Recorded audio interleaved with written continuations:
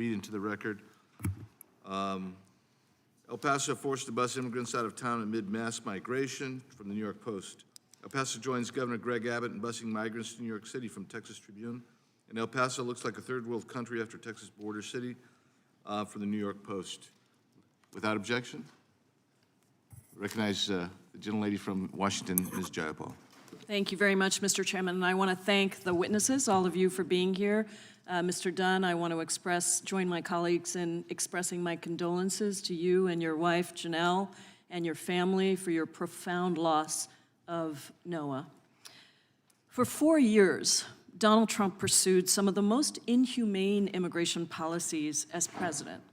He cruelly tore thousands of children from their parents and did everything in his power to dismantle any parts of the U.S. legal immigration system and refugee resettlement system, a system that has been called the crown jewel of American humanitarianism, not by liberal radicals, but actually by the Association of Evangelicals. Today, my colleagues across the aisle want to go even further than Donald Trump, with policies that would effectively end asylum and place unaccompanied children in Remain in Mexico-type proceedings. Not even Donald Trump went that far. But don't take my word for how extreme this is. Even other Republicans have said that these proposals go too far, calling them extreme, and again, not liberal radicals calling them extreme, or calling them anti-American. That was from another Republican, other Republicans in this Congress. In fact, one Texas Republican said, and I quote, "Border security and immigration are two separate topics. One can be for a strong border security presence that prevents terrorists, fentanyls, and bad actors from entering our country, and one can be for welcoming future Americans in through the front door." So here are some facts. Since Congress created the Department of Homeland Security in 2003, we have spent over $350 billion on the agencies that enforce immigration law. Federal immigration spending has surpassed what was promised in multiple immigration bills that would have reformed the actual system so that there are legal pathways for people to come to this country. But we know that throwing money at the border without also fixing the legal immigration system is not going to be successful. We have passed, in December of 2022, Democrats passed the fiscal year 2023 omnibus, which included $60 million to hire additional CBP officers and support personnel at ports of entry, and another $70 million to strengthen non-intrusive inspection systems that scan vehicles and cargo to disrupt the flow of drugs, including fentanyl, at ports of entry. Not one of my Republican colleagues voted for that legislation.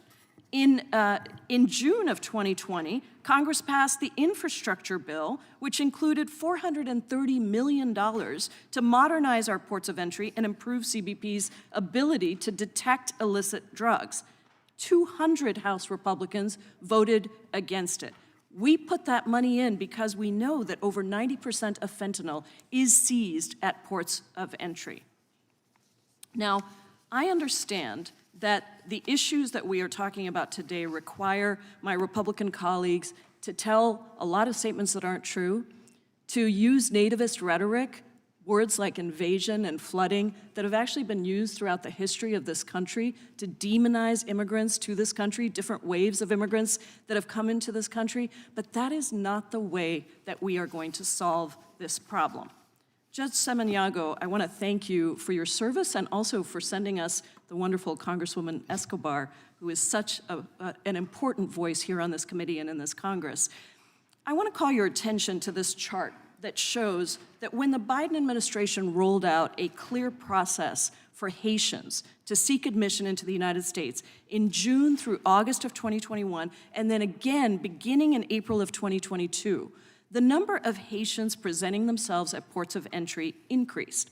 In fact, as we maintained that clear legal process for Haitians, people coming outside of the process basically ended.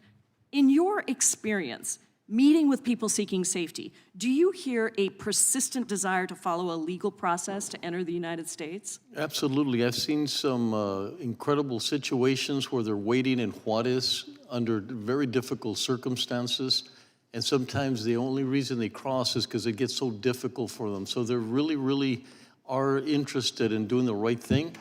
And I'm glad you mentioned the separation of children. There's nothing more heartbreaking.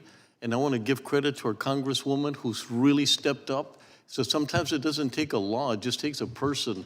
In El Paso and everywhere else, no longer is a separation of children because she found it to be offensive. She stood up for it, she's championed for that, and we no longer do that. And I think that's quite an accomplishment. Thank you. My time is yielded. I do ask unanimous consent, Mr. Chairman, to enter the following statements into the record.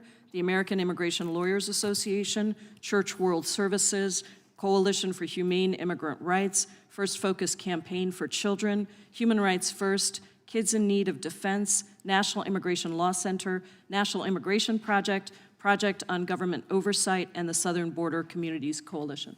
Without objection. I recognize the gentlelady from Indiana, Ms. Sparts.